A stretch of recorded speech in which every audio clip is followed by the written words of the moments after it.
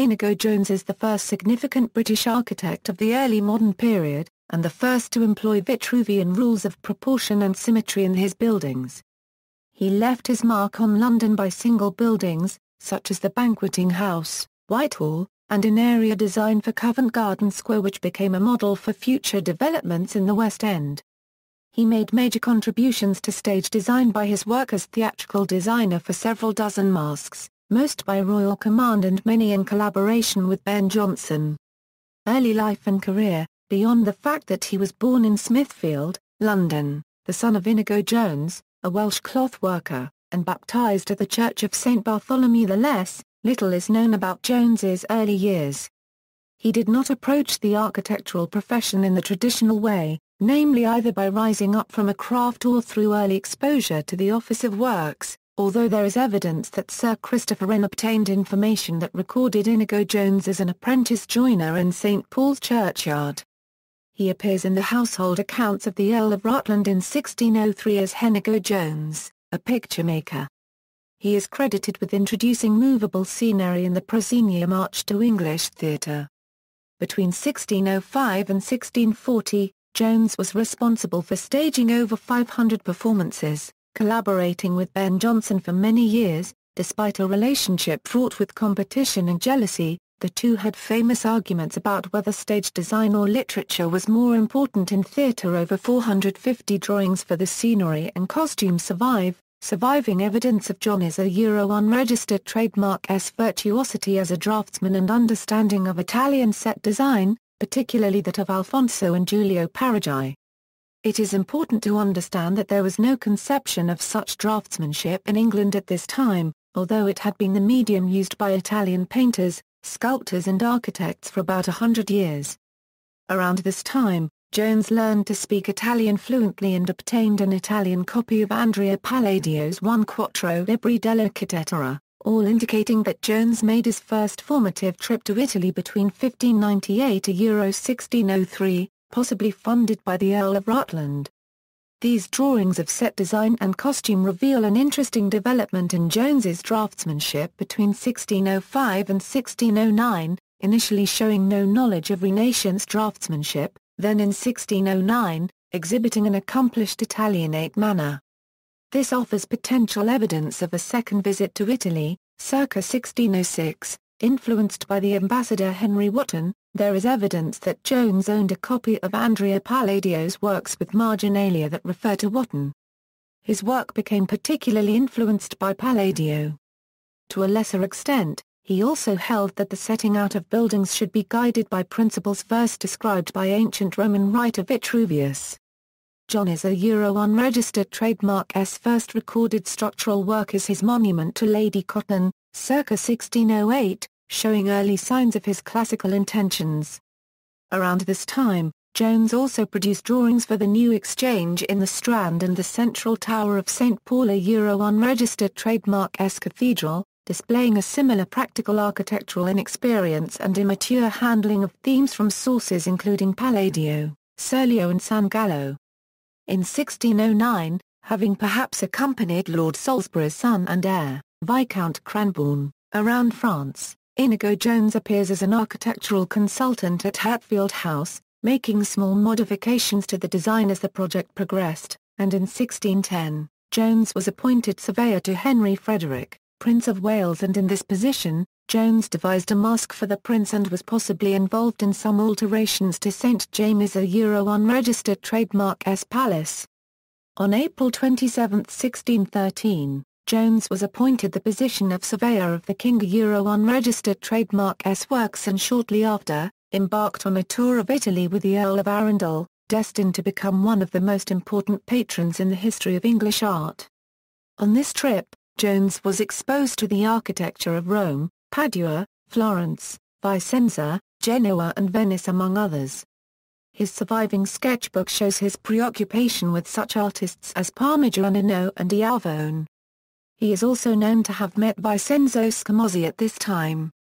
His annotated copy of Palladio's Quattro Libri dell'Architettura also demonstrates his close interest in classical architecture. Jones gave priority to Roman antiquity rather than observing the contemporary fashion in Italy. He was probably the first Englishman to study these Roman remains firsthand, and this was key to the new architecture Inigo Jones introduced in England. Architecture. In September of 1615, Jones was appointed Surveyor General of the King unregistered trademark S works, marking the beginning of Jones' career in earnest. Fortunately, both James I and Charles I spent lavishly on their buildings, contrasting hugely with the economical court of Elizabeth I as the King's Surveyor. Jones built some of his key buildings in London. In 1616, work began on the Queen's House, Greenwich, for James I's wife, Anne. With the foundations laid and the first story built, work stopped suddenly when Anne died in 1619. Work resumed in 1629, but this time for Charles I unregistered trademark S Queen, Henrietta Maria.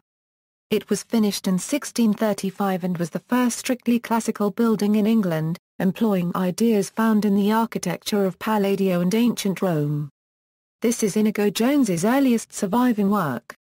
Then, between 1619 and 1622, the Banqueting House in the Palace of Whitehall was built, a design derived from buildings by Scamozzi and Palladio and with a ceiling painted by Peter Paul Rubens.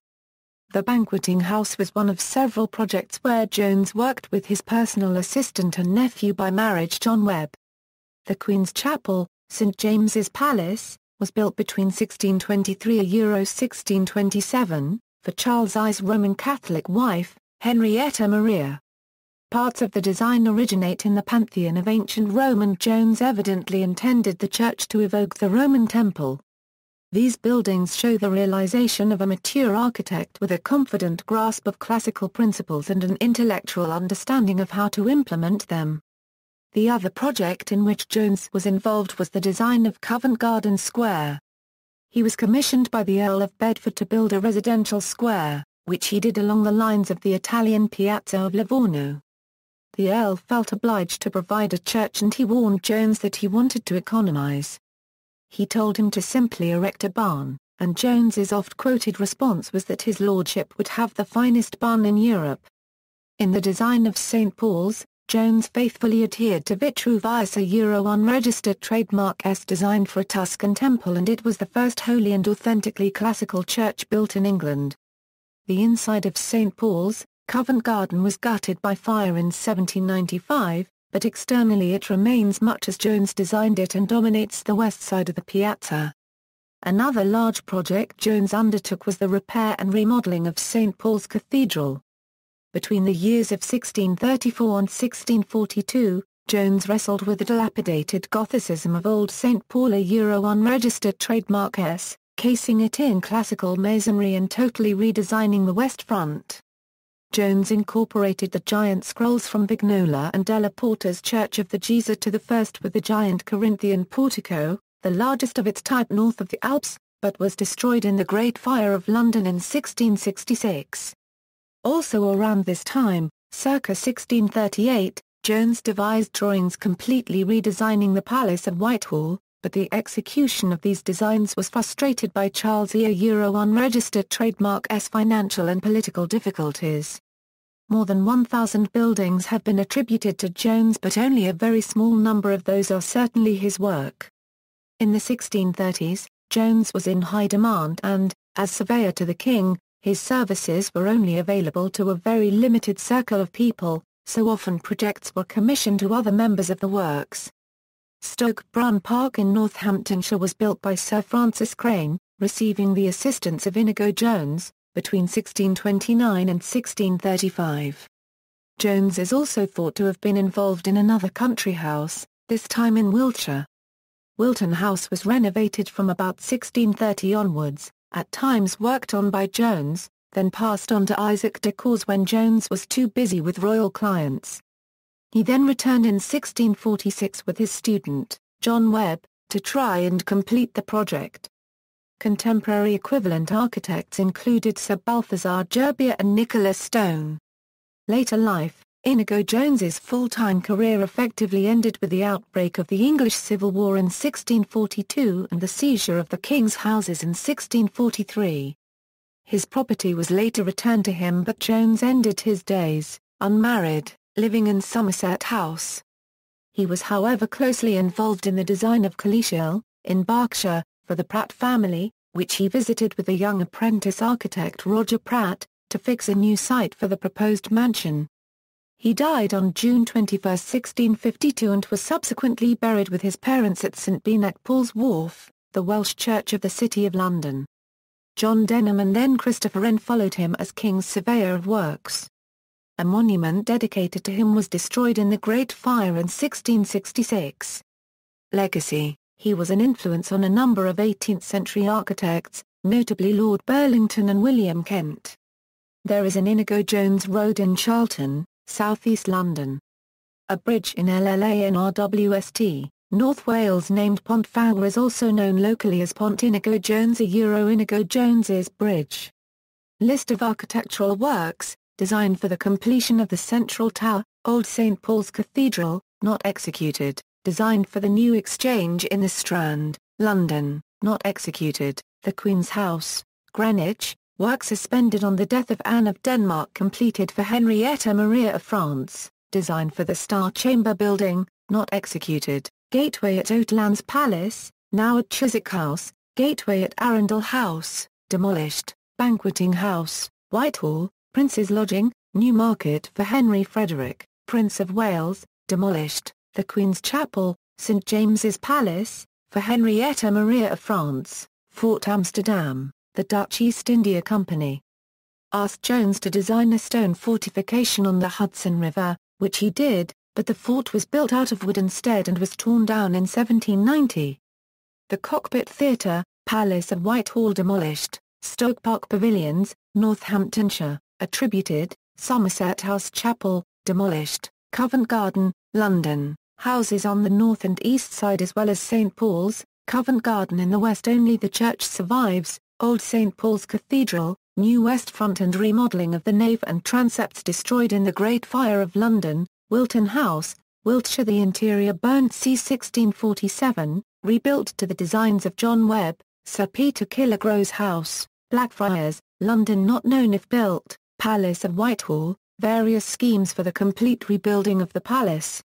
Lord Maltravers's house, Lothbury, London if built destroyed in the Great Fire of London, Temple Bar, London, designed for Temple Arch, not executed, screen in Winchester Cathedral demolished, also designed for a row of house in Lothbury for Thomas Howard, 21st Earl of Arundel destroyed in the Great Fire of London, Lindsay House, Lincoln's Inn Fields now numbers 59 and 60, attributed, Milton Manor House, Milton, Abingdon, Oxfordshire.